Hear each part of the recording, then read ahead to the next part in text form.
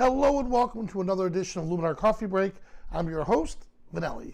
Now, this is our weekly wrap-up because we'll be obviously not broadcasting over the New Year's holiday, and I want to wish everyone a very happy and safe New Year's. All right? So, what we're going to do today is I'm going to go through what Angela did. Angela usually joins us on these wrap-ups, but because of all the stuff we have going on, Angela had to get pulled into a different direction to get some of our other projects completed before the end of the year. So I'll be the one taking you through some of the stuff that Angela did earlier in the week, and of course, the tutorial that I did. All right? Now, if you have questions, please drop them in the comments box, and we'll try to answer them during the show.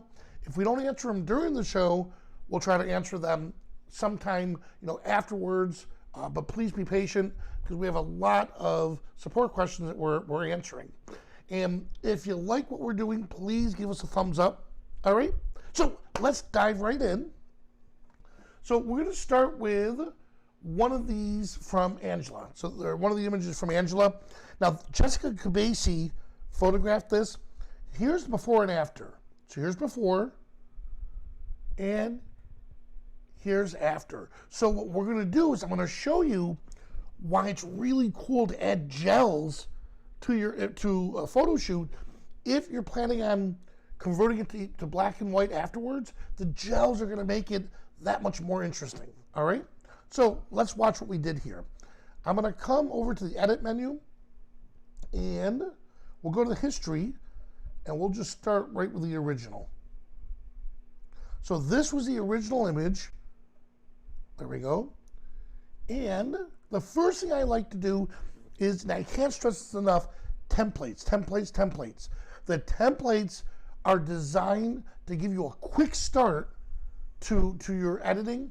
So, and after a while, you'll know which one you like the best. Boom, and you jump right into it.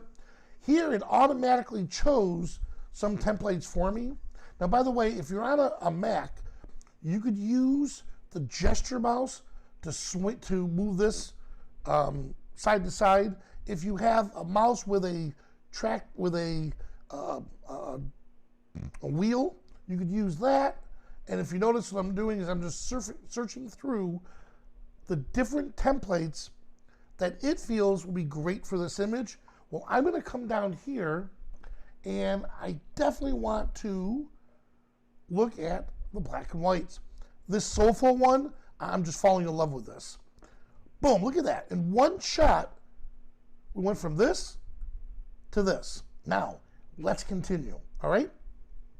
So I'm going to come over to my edit menu, and under the portrait tools, I want to first just add a little more light to her face. There we go. Now let's jump back to the black and white tool. Here's what I was talking about with that really cool colors and the filters or the gels. Watch this. Here's red. Look at this. Look how it's bringing out more of the detail in her. Here's yellow. It's doing a nice job with the shirt. Green, there wasn't too much green in the scene. And cyan is touching a little bit on the shadows. But watch what blue is doing. Look at this. So, blues and red, the blue and the red, are going to be a really good go-to. Look at that. Right about there. And then magenta. And there we have it. So, by adding a gel to your image ahead of time, you'll have a really cool color photo, but you'll also have the ability to convert the black and white and play around with it and make it really look sharp. All right, let's finish off with this edit. All right.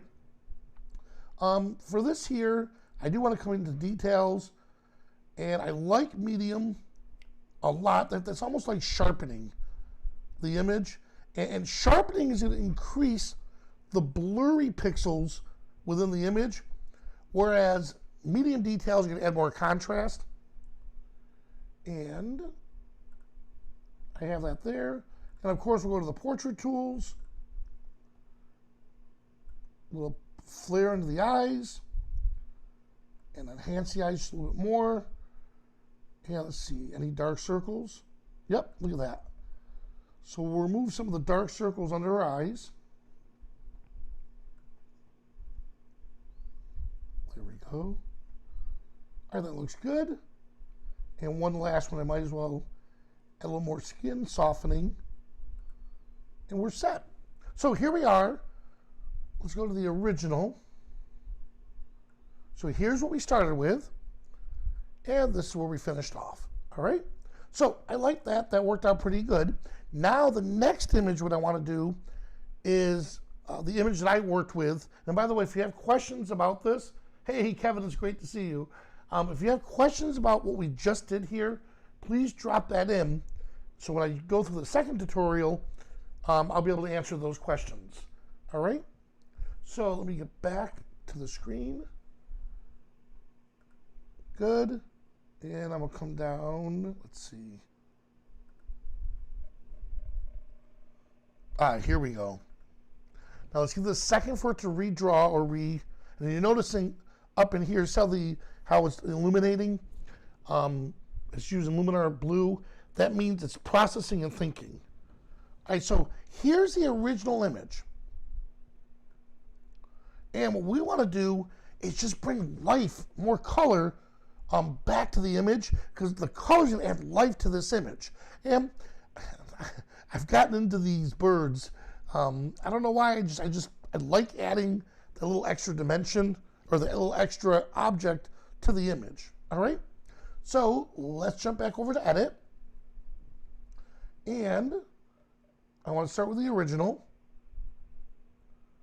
And we'll come right back up here. Now, here it needs to be straightened. Because I don't have a clean horizon line, composition AI is not going to find a perfect horizon line here, or it's not going to straighten it perfectly. So I can do this by eye. I have it set. Let me do that one more time. Right about there. There. Now, one of the templates that I've fallen in love with, let's go up here, is called Clean. So let's see. Clean Light. Here it is. So I'm just, this one template right here does the majority of the work I usually do. Look at this. Look how it's actually just bringing a little bit more life to the image. Now I can go back through and tweak it to make it better.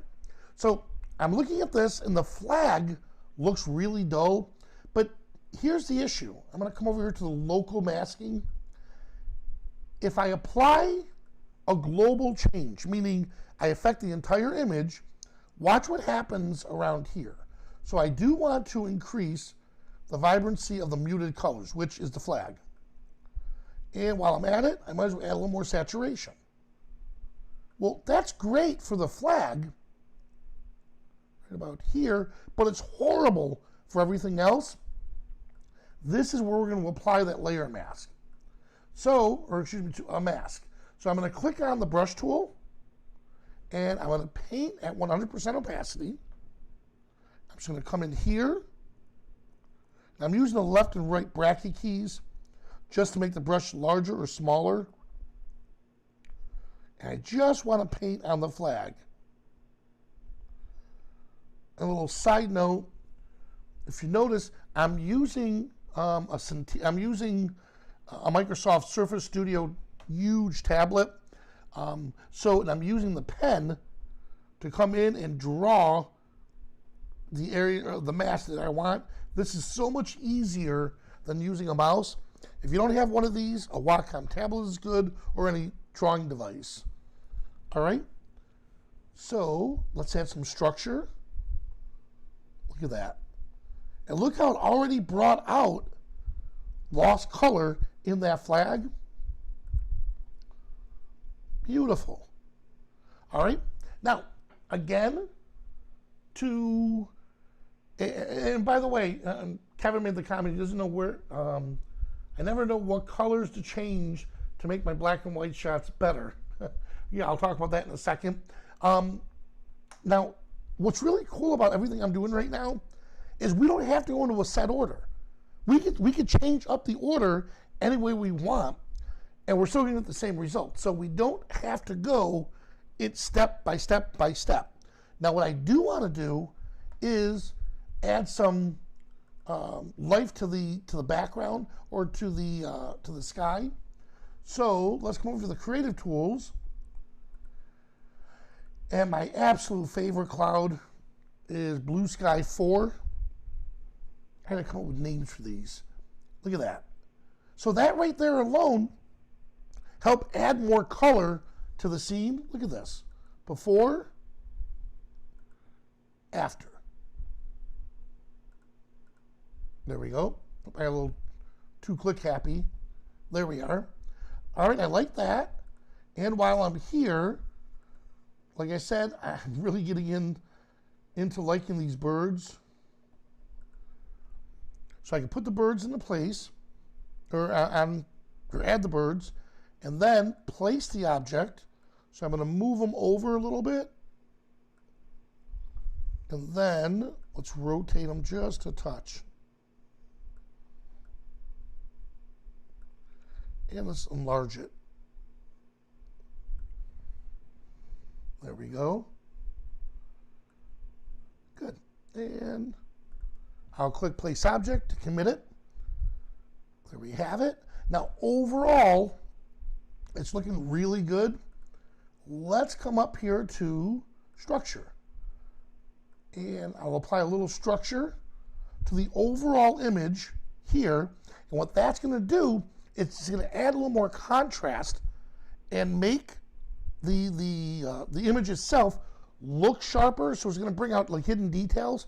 But with structure, again, it's going to attack some of the colors. And if I use boost, I'll go to an extreme for a moment. Boost is like giving it like an HDR effect. So I want to dial that back right about to here. And we're set. So here we are before and after. All right. So again, bringing out lost color into an image doesn't necessarily mean you have to go in and attack all the colors themselves. You saw what happened when we added the sky. By adding that sky, that brightened up the image, and it gave more focus on the flag because they're complementary colors. All right. And then of course you saw that local. Let me go back to it. The local mask right here. Right now we use the basic one, and I can stack these. If I wanted to add another one, I can stack them on here. Start experimenting with that local mask, and you'll start to do more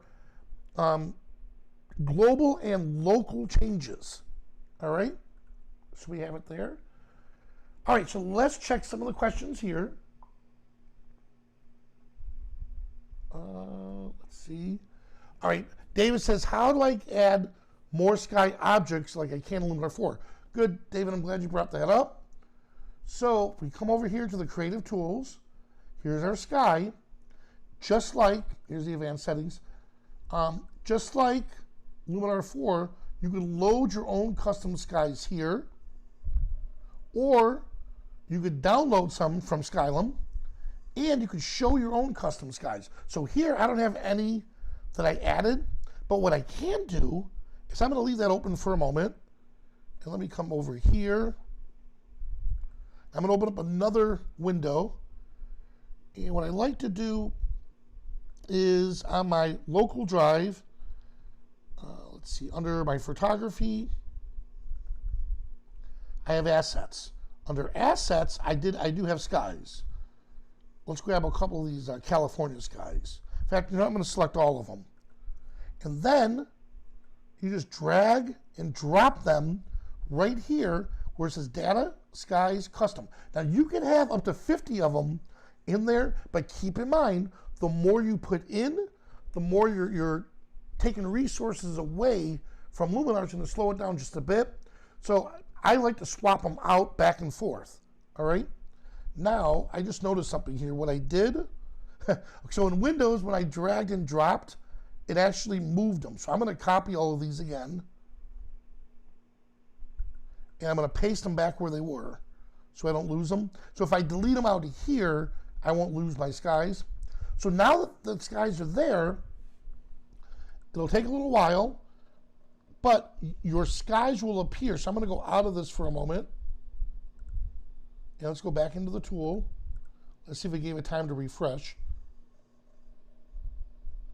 Good, and it'll give it time. We just have to give it a little time to refresh because it'll show my own custom skies right in here.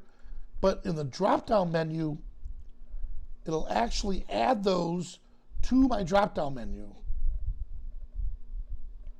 But we're going to give it a little minute with broadcasting and running the program. It's going to take a few seconds extra for it to appear in there. But that's where you'll see, David.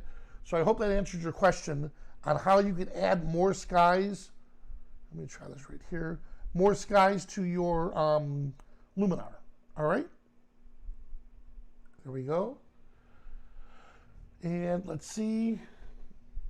Our good friend Kevin. Good. Oh, let me hide myself. Oh, try that again. There's Kevin. I never know what colors to change to make my black and white shots better. Good. Now, all right. So Kevin is an extremely talented photographer and editor too. So thank you, Kevin. I see what you're doing there. Kevin is throwing me like from volleyball. He's throwing the ball up in the air for me to spike it. So he's asking the right questions. Thank you, Kevin. So I'm going to share my screen again. All right, so here's some of the black and whites. So here's the black and white image I did before. But what I want to show you is, let's grab, okay. All right, let's grab this image, edit, and I want to start from, and we'll actually come over to, let's give it a second to render. And here we're black and white, before and after. Now, typically, there's red or orange in the skin tones, typically. So most people have red skin tone, you know, in their skin tones. So if you're doing it with a portrait, attacking the reds usually deals with the skin. And then, Kevin, honestly, for myself, like in this case here, I'll experiment to see which colors are in the scene just by moving the slider. And then once I can actually see, ooh, look at that. Once I can start to see where those colors are, then I'll start attacking them and applying them as needed. All right? Well, that's great. Well, guys, hey, thank you so much.